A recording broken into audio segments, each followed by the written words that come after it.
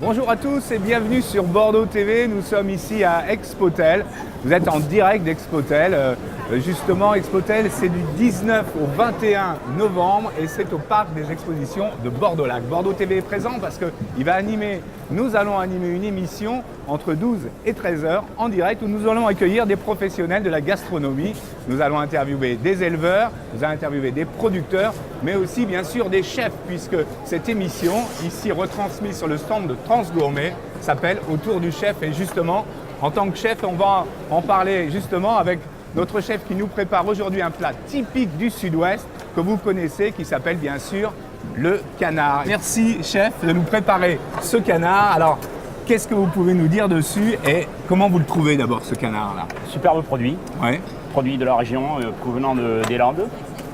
Alors aujourd'hui, on a prévu de le prévoir, de la cuisiner mi-cuit essentiellement, plus un. On a fait une variante, celui-ci, c'est un foie gras qui est confit dans sa graisse. Ouais. Il est laqué avec du vin de Banyuls D'accord. et on va le déguster avec des petits pains de campagne. Voilà, tout simplement. Et on va le déguster sur le plateau ici de Bordeaux TV où nous allons rejoindre nos invités. Justement, ce sera après et ça, c'est les avantages un petit peu de notre métier, c'est de devoir goûter à tous ces produits.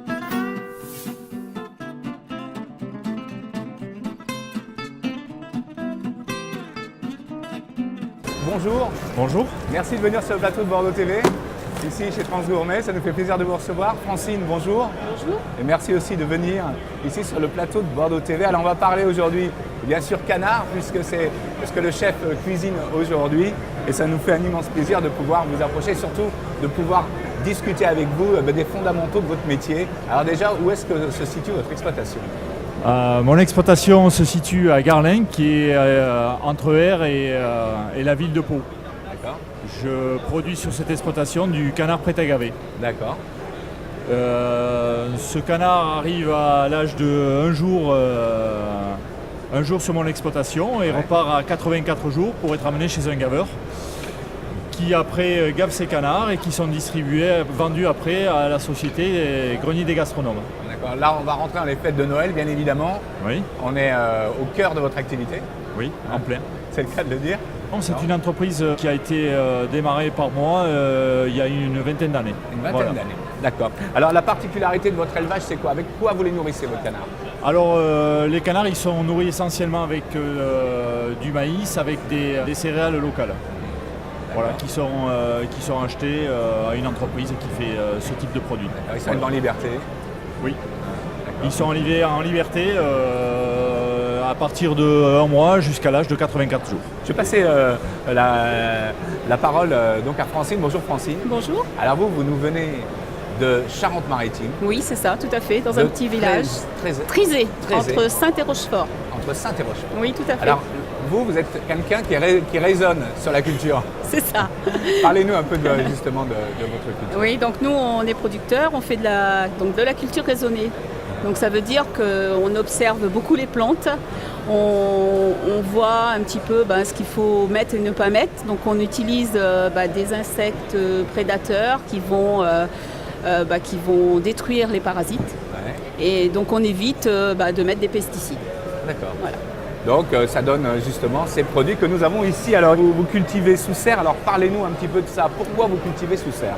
Alors, suivant les saisons, on ne peut pas cultiver les mêmes légumes, bien sûr. Donc, sous serre, on peut faire du plus précoce.